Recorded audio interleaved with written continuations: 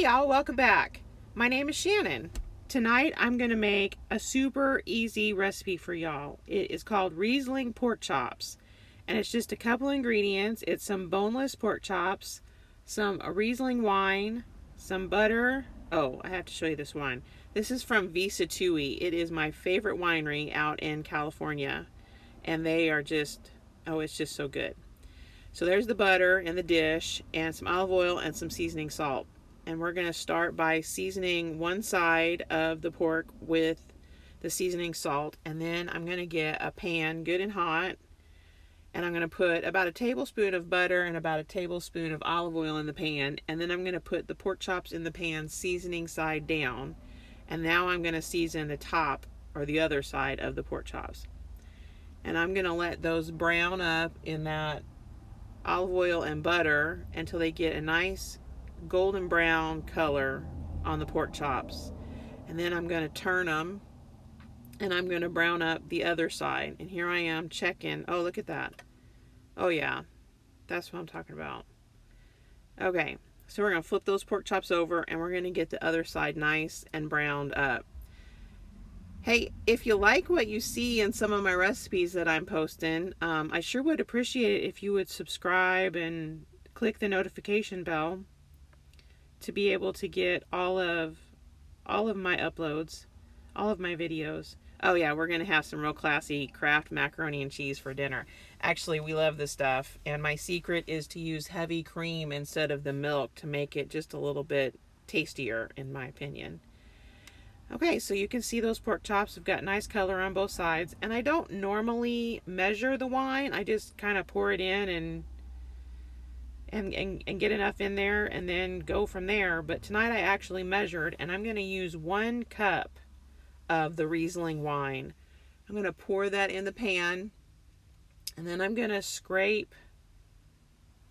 I'm going to pour it in the pan, and then I'm going to scrape the bits and pieces and the little brown bits off of the pan and just kind of deglaze the pan.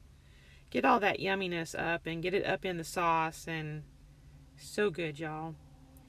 So we're going to probably cook these for about 20 minutes. Well, I'm going to bring it to a simmer, and then I'm going to cover it, and then I'm going to cook it for about 20 minutes.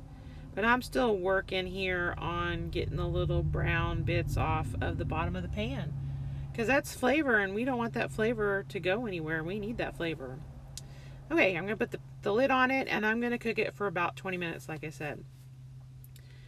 Okay, here we go. It's been cooking for about 20 minutes now, and I'd made up my macaroni and cheese. I'll show you that in a minute.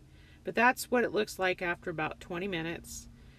And here's the macaroni and cheese. I've drained it. I put the butter in it, and I put the cheese packet in it, and then I'm going to put some heavy cream in it.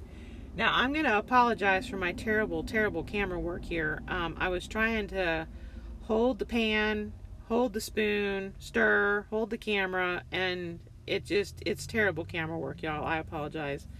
But it tasted good.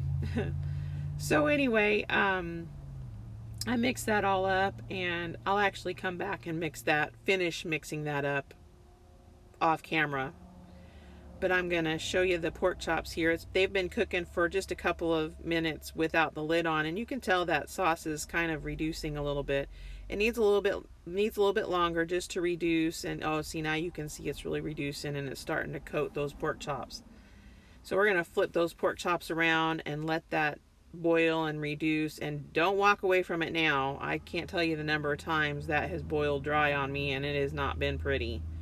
So we're just going to flip those around and let that get coated in that Riesling sauce. And these pork chops always turn out tender and juicy and flavorful. Yeah, they're tasty. So anyway, now you can see that wine is almost completely gone, and they are looking delicious.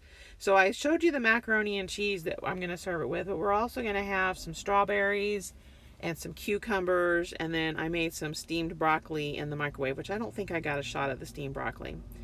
Anyway, I hope you enjoy this recipe, and I hope you come back for more. Till next time, bye.